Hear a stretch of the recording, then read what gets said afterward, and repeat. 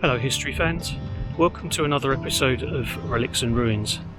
This week we are at the Thames and Medway Canal, and I'm standing in front of the basin for the canal at Gravesend. The canal was the brainchild of Ralph Dodds, who was a civil engineer, and he made his name within the coal industry, but he had two ambitions. The first ambition was to build a tunnel under the Thames from Gravesend to Tilbury. This was actually begun, but he ran out of money, and also there were several rather large floods which put paid to that plan. His second plan was to build a canal that linked the River Thames with the River Medway, and we're going to explore that canal today. Why not come with me? The canal was 7 miles long, which included a 2.2 mile tunnel at one end to pass under the chalk hills, shown here in red. It was designed to cut the distance between the two rivers from 47 miles down to 7. At each end there was a basin which allowed the ships to wait. Here we can see the Gravesend basin, where we are starting our exploration. There is a section of the canal of just under half a mile from the basin which has been filled in and occupied by industrial units, which is highlighted with the pin here. Parliamentary sanction for the canal was granted in 1800 and work began. Dodd had hoped to get funding from local barge owners, but they were initially not enthusiastic, as the lock gates at either end would only be opened at high tides, i.e. for a few hours a day. Not perturbed by this, he continued, and managed to convince a number of local investors to stump up the estimated £40,000 for the project.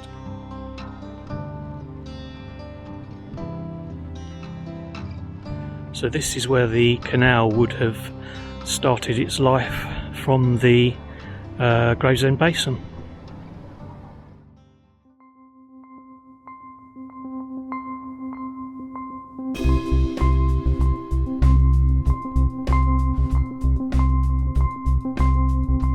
So here we are at the start of the canal, or at least the section which is still open. The Company of Proprietors of the Thames and Medway Canal was formed. The estimate was ridiculously optimistic, given that the work would include a 2-mile tunnel between Higham and Strood. It took just a year to cut the canal up to Higham, but at this point the money had run out.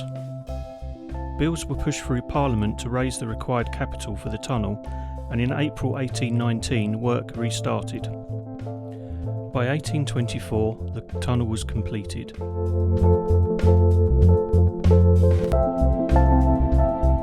This obelisk was placed to mark the halfway point of the canal.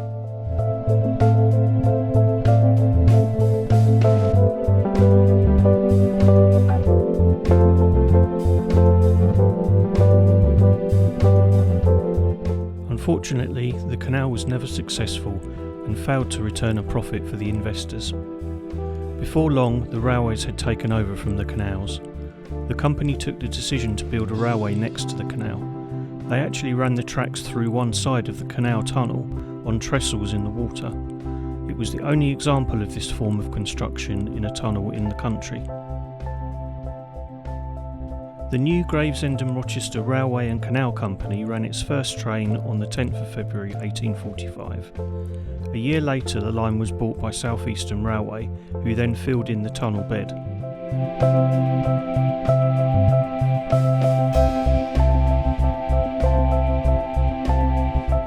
Here you can see what was the canal approach to the tunnel. A large basin was dug here to allow ships to lower their masts before entering the tunnel.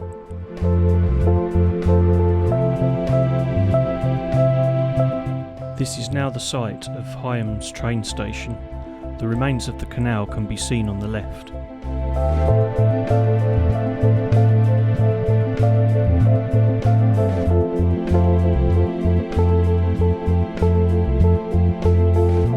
The canal continued to be used up to just before Higham until the 1930s for the Eurolite factory. Swing bridges such as these shown were built to allow access from the trains across the canal. The canal was eventually abandoned in 1934.